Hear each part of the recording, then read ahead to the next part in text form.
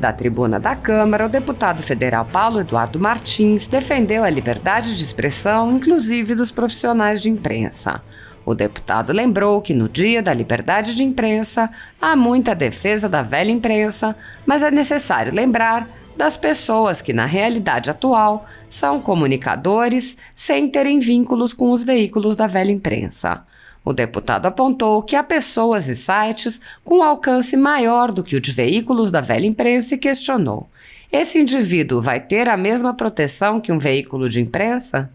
O deputado lembrou que pessoas e veículos têm sido perseguidos e afirmou: temos que garantir a liberdade de expressão aos nossos cidadãos brasileiros, lembrando que a verdadeira defesa da liberdade de expressão é especialmente quando a gente não concorda com o que está sendo dito e, mesmo assim, luta pelo direito daquela pessoa dizer. Há 10 anos, a Folha Política atua noticiando fatos, discursos, argumentos e denúncias que são obliteradas pela velha imprensa. Nosso veículo de imprensa dá voz às vozes conservadoras, ao anticomunismo, à defesa dos direitos fundamentais e da liberdade de expressão e de imprensa, além de trazer ao público os vídeos dos pronunciamentos de autoridades para que o público possa formar sua própria opinião sobre o que foi dito e não precise depender de relatos de terceiros. Quem controla a informação, controla, em última instância, a realidade. Grupos monopolísticos e cartéis que se associam com o intuito de barrar informações contrárias ou inconvenientes atuam em conluio com a finalidade de aniquilar qualquer mídia independente, eliminando o contraditório e a possibilidade de um debate público amplo, honesto, abrangendo todos os feixes e singularidades dos mais diversos espectros políticos. Controlando as informações, o cartel midiático brasileiro tenta excluir do debate e, em última instância, da vida pública, os conservadores e os veículos que dão voz a essas pessoas. A renda da Folha Política está sendo confiscada a mando do ministro Luiz Felipe Salomão, ex-corregedor do TSE, com respaldo e apoio de Luiz Roberto Barroso e Alexandre de Moraes. A decisão confisca de forma indiscriminada todas as receitas advindas do YouTube, indicando claramente que a intenção não é a de excluir conteúdos específicos, mas sim de calar o canal e eliminar a empresa. Há mais de 11 meses, toda a nossa renda é retida, sem qualquer justificativa jurídica. Se você apoia o trabalho da Folha Política e pode ajudar a evitar que o jornal seja fechado, doe por meio do Pix, cujo QR Code está visível na tela, ou por meio do código ajude@folhapolitica.org. Caso não utilize Pix, há a opção de transferência bancária para a conta da empresa Raposo Fernandes, disponível na descrição deste vídeo e no comentário fixado no topo. Há 10 anos, a Folha Política vem mostrando a realidade da política brasileira e quebrando barreiras do monopólio da informação. Com a sua ajuda, poderá se manter firme e continuar a exercer o seu trabalho. Pix ajude@folhapolitica.org. Assista. Hoje, Dia da Liberdade de Imprensa, eu convido a casa a fazer uma reflexão a respeito desse conceito, que em termos simplistas, a liberdade de imprensa diz respeito à liberdade dos profissionais, aqueles que trabalham com a comunicação, de expressar, de trazer a informação, de transitar e fazer o seu trabalho. Mas até que ponto a liberdade de imprensa ela se confunde com a liberdade de expressão? A liberdade de expressão, que essa diz respeito à liberdade do indivíduo, do cidadão. Mas quando o indivíduo se confunde com o profissional, deputado Neyler Prevot, hoje, mais do que nunca, bem diferente da realidade de imprensa, daquela iniciada com Gutenberg, ainda no século XV, essa confusão, ela é, na verdade, quase que os termos são sinônimos. Veja, o que faz com que uma pessoa, um indivíduo, ele tenha uma voz menor ou não seja considerado um profissional de comunicação ou diferente do que aquele que ocupa um grande veículo? É o número de seguidores que ele tem em sua rede social. Há indivíduos que possuem mais seguidores, ou seja, ele tem mais público, ele tem mais poder de comunicação do que um grande jornal, do que um grande veículo. Então esse indivíduo, ele vai ter a mesma proteção que um veículo de imprensa? Esse é o ponto que nós temos que discutir, né, nessa atual realidade.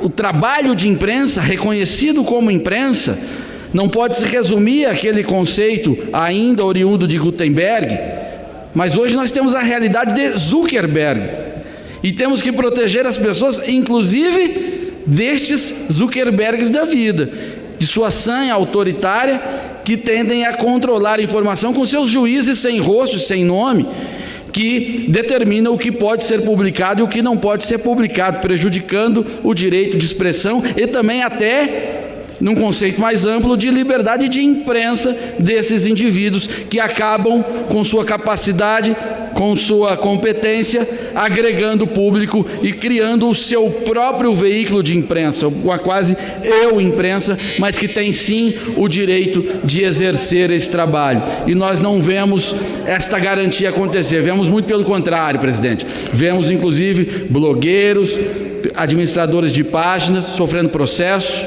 até sendo presos. Então precisamos atentar a isso e garantir a liberdade de expressão aos nossos cidadãos brasileiros, porque lutar por liberdade de expressão não é só quando a gente concorda com o que está sendo dito, não. É especialmente quando a gente não concorda com o que está sendo dito e mesmo assim luta pelo direito daquela pessoa a dizer. Obrigado, presidente. Obrigado, nobre deputado Paulo Eduardo. Ministro da Educação baixa uma portaria, ministro do Trabalho baixa uma portaria. Aí a rede, né, que eu não consigo entender como é que tem tanto recurso para ter tanto advogado, a rede vai no Supremo, né, em regra é a rede, e propõe uma medida ali para derrubar a portaria. E o Supremo, que, salvo o melhor juízo, nunca teve uma atuação de governar, porque aí não a gente tem que dividir o que é ativismo judicial do que é o Supremo entender que pode governar, tá? Então, o ativismo judicial, ele acontece quando o Supremo interpreta a lei de uma maneira muito elástica, interpreta a Constituição de uma maneira muito elástica, né? A gente pode dar N exemplos aqui. Agora, o que está acontecendo recentemente não é ativismo judicial, entendeu? É algo diferente, é algo muito perigoso, pois é o Supremo governando, entendeu? Então, assim, Supremo analisou o caso Elvanger, né? E estendeu o conceito de racismo, e num segundo momento estendeu racismo para a homofobia, criando um tipo penal. Isso é ativismo? É ativismo. Eu critico? Critico, sobretudo porque tem a ver com criação de crime, tá?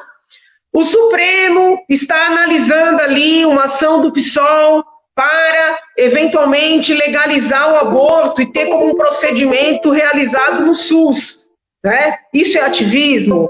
É ativismo. Eu critico? Critico, em especial porque você está lidando com direitos fundamentais, porque todo indivíduo tem direito a nascer, tá? Mas o que a gente está vivendo hoje é algo completamente diferente. É a corte governando. Porque quando você tem, né, um presidente, um grupo de ministros, baixando normativas, nada exageradas, e outros partidos políticos que não conseguem eleger quadros, que não conseguem fazer o debate dentro do ambiente, né, do legislativo, impugnando por medidas judiciais, e reiteradamente ministros do Supremo, em decisões monocráticas, derrubando ações de ministros e do próprio presidente da República, aí não é ativismo judicial, aí é governo. Então, é importante a gente explicar isso, né, para os cidadãos, para os próprios críticos da atividade do Supremo, porque eu percebo muita mistura nessas críticas, né? E se a gente não deixar isso muito bem explicado, fica difícil da gente combater esse movimento, que eu vejo como um movimento perigosíssimo para a própria democracia. Né? Veja aqui no estado de São Paulo, por exemplo, existem algumas situações em que parlamentares vão ao Tribunal de Justiça, seja para questionar aprovações no âmbito da Assembleia, alguns questionam modalidades de votação, houve decisões do TJ que eu já critiquei por entender que eram, vamos dizer assim, alguma modalidade de interferência na atividade do Legislativo, porém, né, não existe uma situação do TJ que se equipare à atividade do Supremo. É muito comum o TJ dizer, olha, isso é do âmbito do Legislativo, quando encerrar a discussão lá, eventualmente podemos avaliar, num caso concreto, a incidência da lei. Não existe essa gana, né, do TJ governar São Paulo.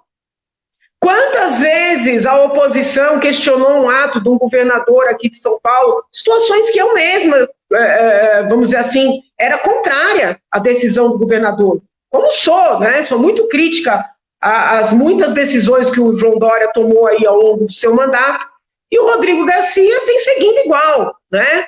Eu sou muito crítica, mas o TJ tem esse cuidado, né, de não governar, vamos dizer assim, no lugar de quem foi eleito governador, de quem foi eleito deputado, e o Supremo não está tomando esse mesmo cuidado.